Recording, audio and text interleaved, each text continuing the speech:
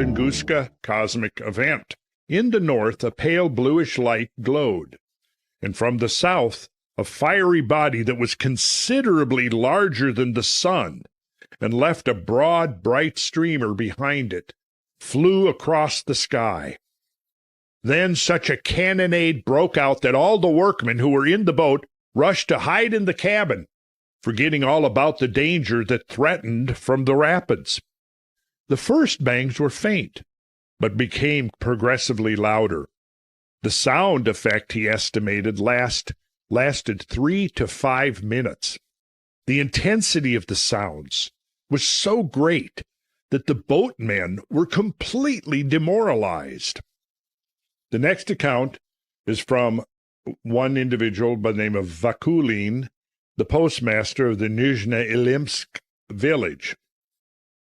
Quote, about 8 a.m. on Tuesday, 17th of June, a large group of local inhabitants say they first noticed a ball of fire in the northwest, coming down obliquely to the horizon from east to west. When it approached the ground, it changed into a pillar of fire.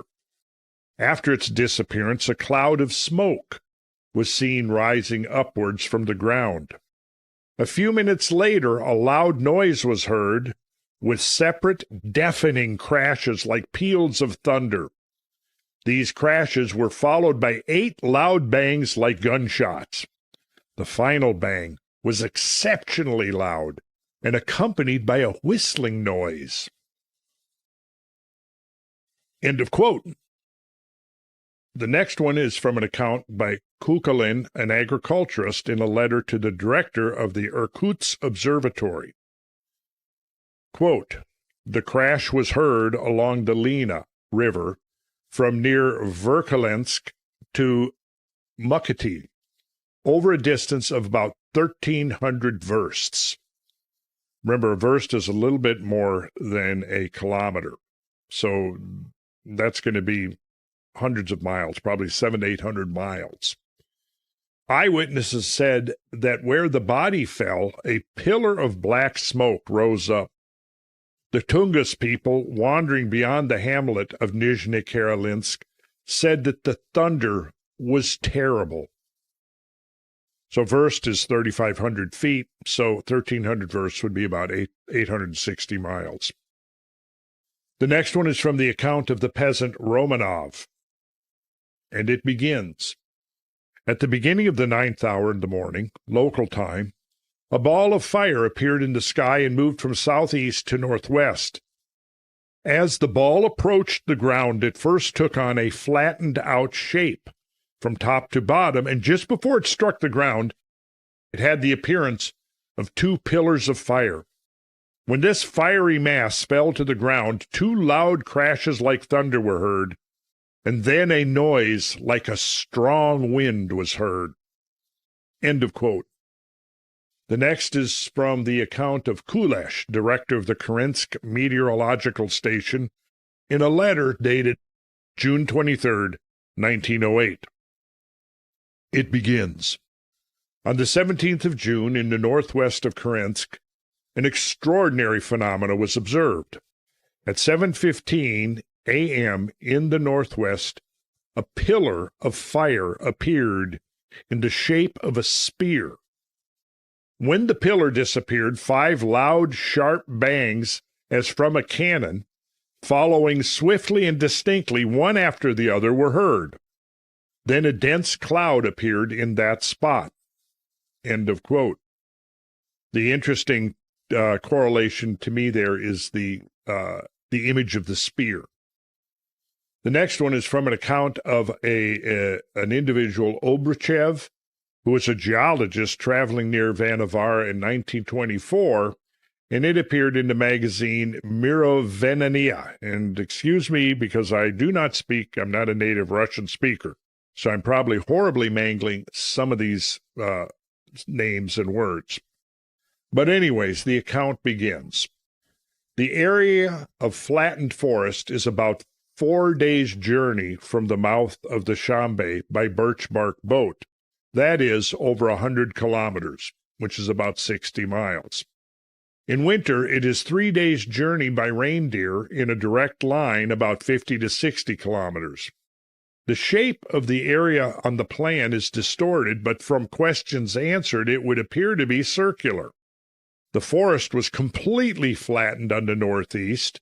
The Evenok, Ilya Potapovich, who was living at the time at the trading station at Taturia, 25 kilometers to the southwest of Vanavara, told me that at the spot where the meteorite fell, a pit was formed from which a stream flowed to the river Shambay. Ilya Potapovich's brother was living in this region at the time of the fall when his tent flew up into the air like a bird. Some of his reindeer were killed by falling trees, and he himself was deprived of speech for several years. If the meteor had fallen even 5 years earlier, there would have been no evidence for the spreading of the airwaves beyond the immediate locality of the fall. If it had fallen 20 years earlier, we should have known nothing of the earth waves. We're going to wrap this episode up with a quote from the great Isaac Asimov that appeared as an introduction to the book The Fire Came By John Baxter and Thomas Atkins, that was published in the year 1976.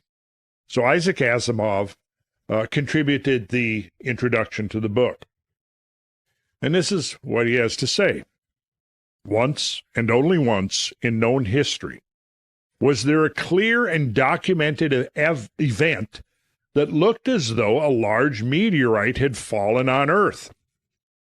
It took place only 7 decades ago in 1908 in Siberia. It was an amazing fall. On the one hand, it did enormous damage, for it fell in a forest and knocked down every tree for scores of miles. As we now know, something along the lines of 80 million trees, old-growth taiga trees, big trees, were knocked down. On the other hand, it did very little damage, for it killed not one human being. Not immediately, anyway. There were several people who may have died in the aftermath. But there was no documented deaths of human beings in the immediate aftermath of the event. So Asimov goes on to say, consider how unusual that had to be. 70% of the Earth's surface is water. If that fall had taken place anywhere in the ocean, tsunamis would have washed the nearer shores and done much damage. Another 10% of the Earth's surface is covered by permanent ice. If the fall had taken place there, enough melting might just barely have come about to cause the slippage of large quantities of ice into the ocean, bringing about catastrophic changes in the Earth's sea level and climate.